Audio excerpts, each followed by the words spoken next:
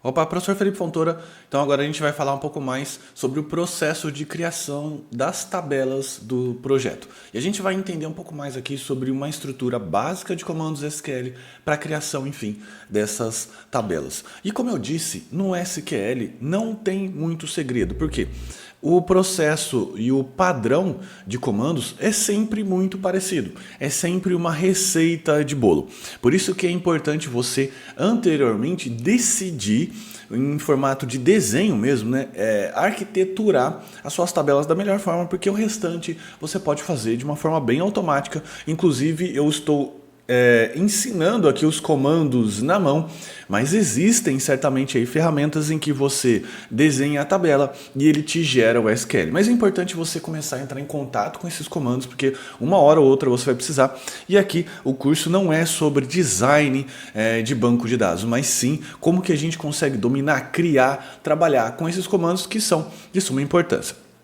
Então, para a gente poder resumir aqui, o que a gente tem? A gente tem um comando create table, então você vai colocar assim, create table, o nome da sua tabela, sempre respeitando estruturas de nome de banco de dados. No nosso caso aqui, banco de dados, o nome das coisas não podem ter mais que 63 caracteres, tá certo? E não pode possuir caracteres especiais, como por exemplo, espaço, acento, cedilha, enfim, você já entendeu.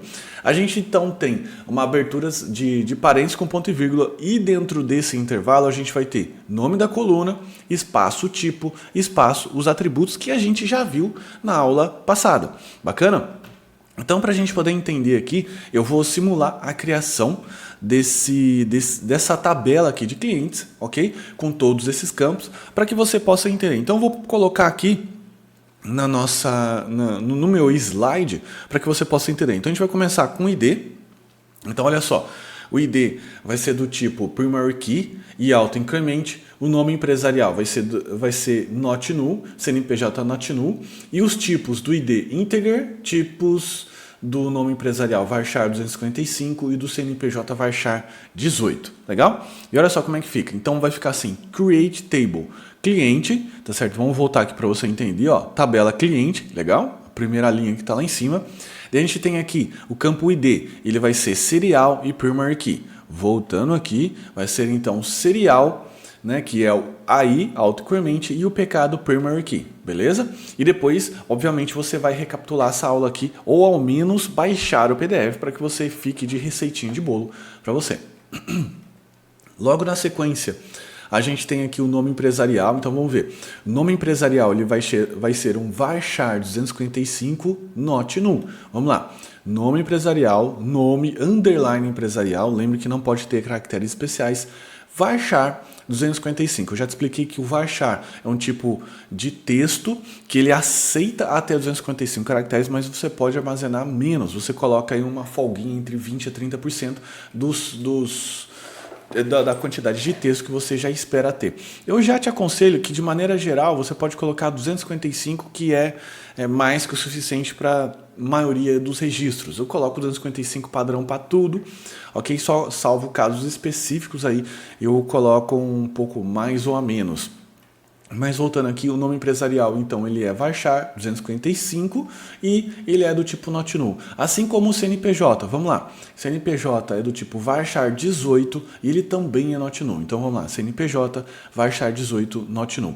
Só que se a gente for entender e voltar novamente, o IE de inscrição estadual, ele é só varchar 15, que no nosso caso aqui a gente vai colocar assim, IE, espaço, varchar 15, vírgula, por que o vírgula? Porque vai vir outros campos abaixo. E assim você vai preenchendo essa tabela, de modo que você possa criar e preencher todos os campos. Só não esquece que o campo aqui, situação, é do tipo not null também.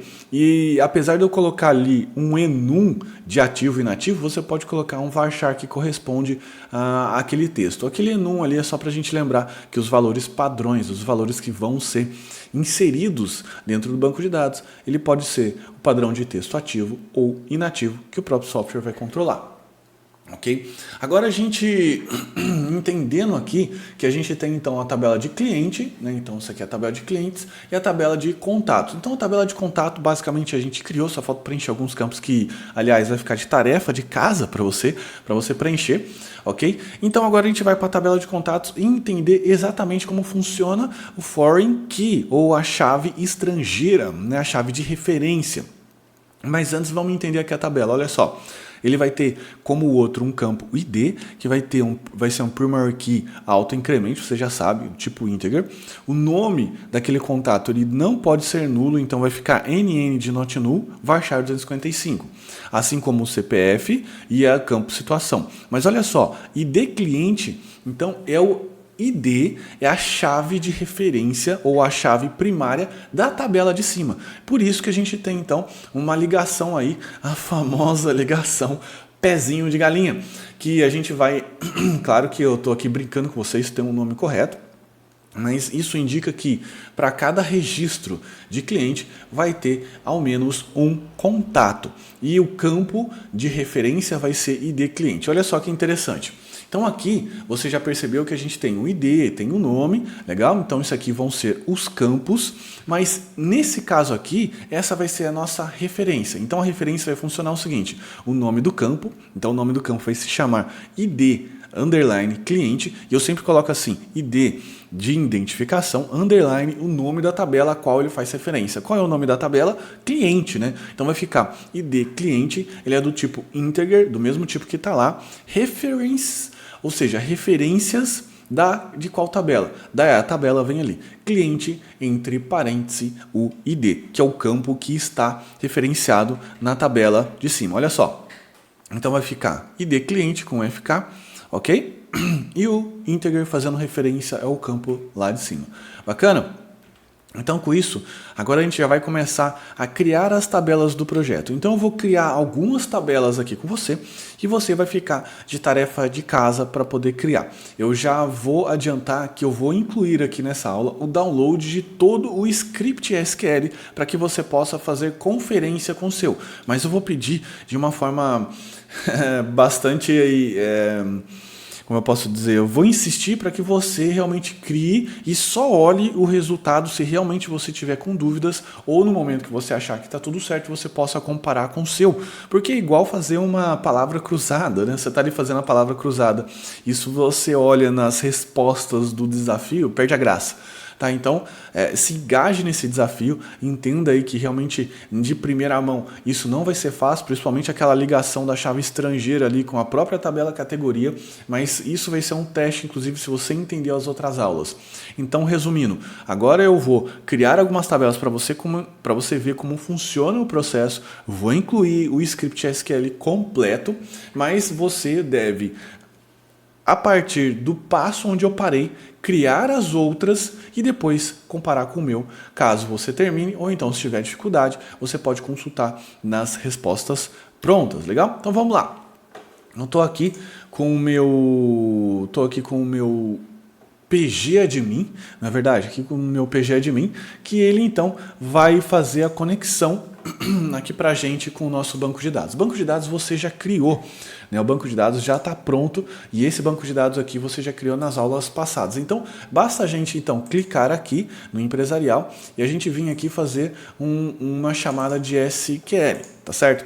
Então a gente vai colocar aqui, eu vou colocar aqui para você a estrutura padrão de criação de tabela. Acabei de copiar isso aqui do slide, você também pode copiar, você também pode pegar a sacolinha e a gente vai fazer então aqui a tabela de clientes, né? A tabela de clientes. Então vai chamar tabela cliente e você, sempre quando você for fazer isso, você precisa fazer com um olho no código e o outro no esquema, né? Para que você não precise errar. Inclusive, eu já te adianto que é interessante você fazer o copy-cola, né? Copiar e colar os nomes dos campos para que você não tenha nenhum tipo de erro aqui. Mas vamos lá. O primeiro nome da coluna, ele vai ser a coluna ID, certo? Então vai ser aqui, ó, ID. O tipo, isso aqui é a chave primária, serial. E depois a gente vai colocar aqui, ó, primary key. E a gente vai bater a vírgula aqui para que você possa colocar os próximos campos. Então a gente vai colocar aqui, ó, nome empresarial, varchar 255, do tipo not null, e a gente vai colocar aqui o próximo, CNPJ, do tipo varchar 18, not null, e a gente vai colocar aqui IE, como a gente estava no slide, bacana? Só que para a gente evitar aqui que você realmente espere eu digitar tudo, eu vou dar um copy cola aqui na minha tabela de cliente. Então isso aqui é o que está no meu script, mas de novo, você não deve olhar no script, você deve fazer todo o processo, sim, digitar campo a campo, porque essa digitação, esse treino é que vai dar a fluência para você. Não adianta nada você tentar aprender o idioma sem ficar exercitando. E é isso que você está aprendendo agora. Legal? Eu estou aqui executando na mão porque eu já faço isso há anos e também não quero que você espere.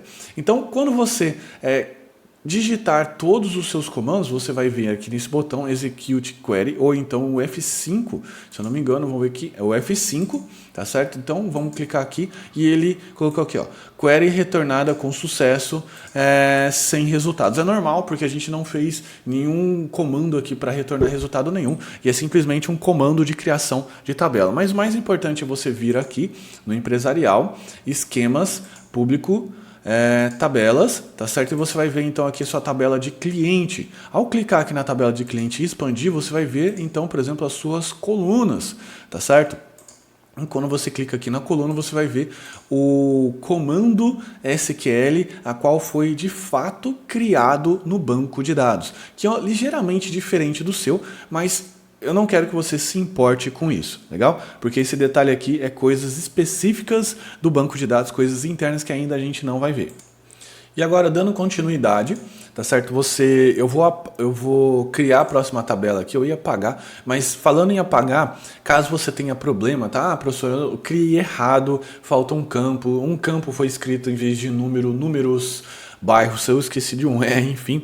Como é que eu faço para corrigir? Olha, nessa etapa inicial aqui, a gente vai aprender a criar, apenas criar. Então, se for o caso, o que você faz? Você dá um drop cascade. Daí ele vai perguntar se sim, e fique atento com esse drop aqui, ele apaga os registros. E banco de dados não tem lixeira, ok? Então, salvo aí os avisos. Então, eu vou criar de novo aqui, ele criou, vamos voltar. Se a gente clicar aqui em tabela, dar o refresh, ele vai aparecer então aqui a tabela cliente. Então, dentro do processo agora de criação, qual é a próxima tabela que eu preciso criar? Eu preciso então criar a tabela de contatos. Então, essa de cliente já está criada. Se eu tentar criar de novo, ele vai falar assim, olha, a tabela cliente já existe, não tem como eu criar outra por cima. Então eu vou apagar e vou colar aqui o meu comando de create table contato, que foi o que a gente viu no slide, tá bom? Então a gente tem aqui o campo ID, mesmo processo, campo nome, departamento, CPF, e-mail, telefone, situação. Lembra do situação que eu comentei? Coloca lá um varchar not null, não tem problema. Mas olha só que interessante, a gente vai ter então aqui um campo ID, que ele vai ser do tipo integer, que ele vai ser referência da tabela cliente ID. Legal? Então agora a gente vai executar isso aqui e ele retornou aqui pra gente. Se a gente vier aqui dar um refresh, a gente vai ver aqui o contato, inclusive as constraints de referência, que é o foreign key. Está colocando aqui foreign key. Então é isso. O que você vai precisar fazer agora nesse momento? Nesse momento que a gente está vendo aqui, você vai precisar então criar o restante das outras tabelas, que são as tabelas fornecedor, categoria e conta, nessa ordem, porque você tem que ir na ordem de fora para dentro. Se você perceber, a tabela lançamento, ela precisa de N tabelas associadas a ela, como por exemplo, conta, categoria, cliente. Ah, professor, como é que você está vendo isso? Né? Como é que você está conseguindo enxergar? Porque ali eu sei que tem um ID conta e ele tem um for key, um FK. Então significa que ela depende de alguma outra tabela. Mas professor, e aquele ID cliente e ID fornecedor? Você errou. Não tem ali não tem a referência ali de FK escrito. E não tem mesmo. Por quê? Porque se você for revisitar a nossa planilha que tem lá, ora está preenchido o ID do cliente, ora está preenchido o ID fornecedor. Porque se eu estou vendendo, o ID do cliente está preenchido. Se eu estou comprando, o ID de fornecedor está preenchido. E quando a gente tem um foreign key, é obrigatório o preenchimento. Então, nesse caso aqui, você só vai ter a criação do campo, só voltar aqui. Então, nesse caso aqui, você vai ter só a criação do campo. Deixa eu voltar aqui. Então, você vai ter só a criação do campo sem isso aqui. Só isso. tá bom? Isso aqui significa, seria que o ID cliente na tabela de lançamentos seria aquela situação em que eu não tenho o foreign key, legal? Então são essas observações que eu faço para você, ou seja, vai de fora para dentro, como a gente fez na tabela de cliente. Então a gente tem cliente e contato, ou seja, contato, como depende de cliente, então ele precisa ser criado depois, né? Porque eu tenho aqui uma tabela pai. Então eu já te resumo que a tabela de lançamento ela vai ser por último, legal? Então esse vai ser o exercício. Novamente, eu vou colocar o script de SQL completo, a qual eu já fiz esse script que cria esse banco de dados inteiro, mas novamente, não deixa de fazer olhando aqui no PDF, que eu vou também anexar esse esquema para que você possa aprender, para que você possa exercitar, porque esse processo é muito importante. Inclusive vai ser esse processo que vai fixar essa estrutura de banco de dados na sua mente, ou seja, você basicamente vai saber exatamente onde está o campo dentro desse mapa. E cada vez que vai ficando mais complexo, como eu já mostrei nos outros bancos de dados, vai ficando cada vez mais necessário essa habilidade que vai fazer a diferença entre um programador que vai conseguir desempenhar algo mais rápido e outro não tão rápido assim. Legal? Então espero que você realmente faça, e se você tiver dúvidas, consulta o script. Permaneceu a dúvida, não esquece de executar aí o processo de resolução de dúvidas. Dá uma procurada no Google e, professor, não estou conseguindo. Então comenta com a gente lá no clã, que a gente tenta ajudar o melhor possível. Beleza? Então vou ficando por aqui. Um forte abraço. Tchau, tchau.